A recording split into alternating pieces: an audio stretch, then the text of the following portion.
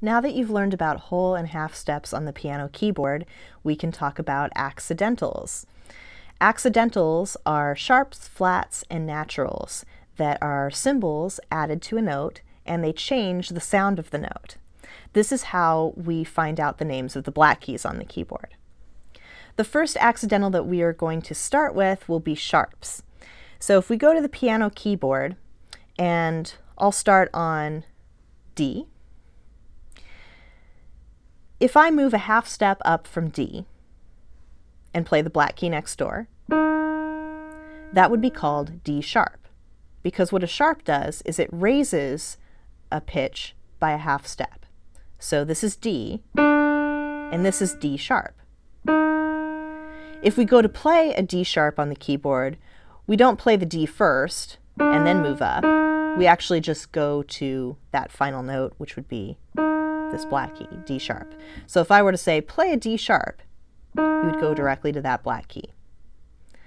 If I were to say, play an F sharp, you'd find F on the keyboard, and then a sharp would raise it by a half step. So this black key right above F is F sharp.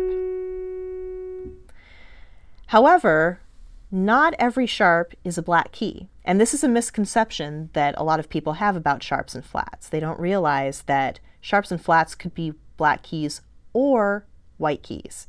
So for example, if I find B on the keyboard and I said play a B sharp would not be on a black key because there's no black key next door. This is one of those tricky areas on the piano that we talked about. Instead, a B sharp is actually a C. C is the note that's a half step above B. Likewise, if you start on E and you move up a half step, that will put you on the white key next door, which is F. So an E sharp actually looks like F on the keyboard.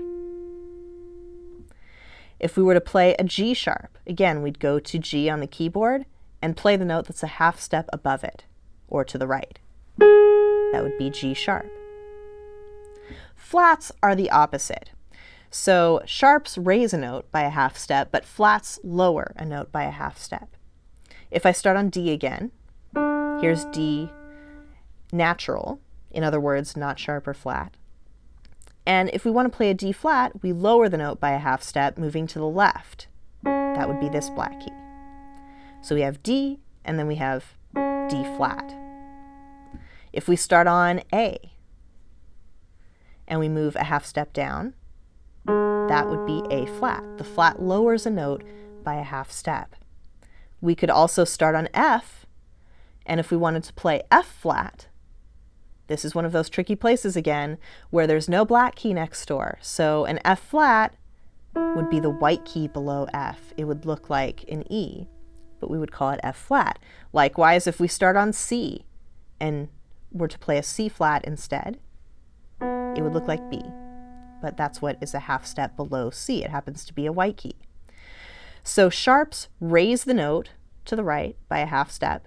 Flats lower the note to the left by a half step. And then what we call a natural note is any note that's not sharp or flat. So if I said play an E natural, you would find E on the keyboard and play it.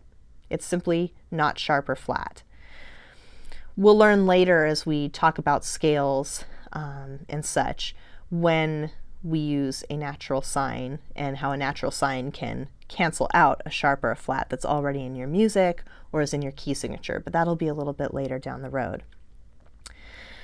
What you may have noticed by now, having looked at the sharps and flats, is that every black key on the keyboard actually has two names.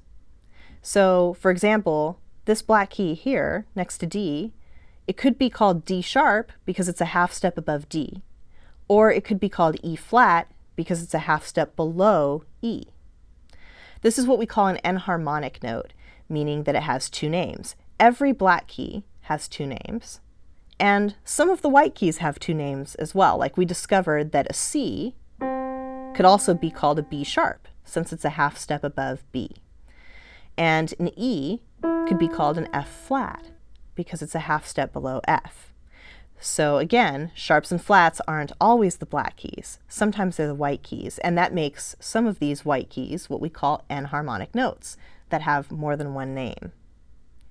As we move forward and we talk about scales in future lessons, that's where we'll learn the context for why we call one key by a particular name. So for example, how do we know whether we call the black key C sharp or D flat? How do we know if it's F or E sharp? We'll learn that as we talk about scales, and that will give us the context for which one of those names that we call the note. But for now, the important thing to remember is that there's more than one name for each note, and sharps raise the note a half step, flats lower the note by a half step.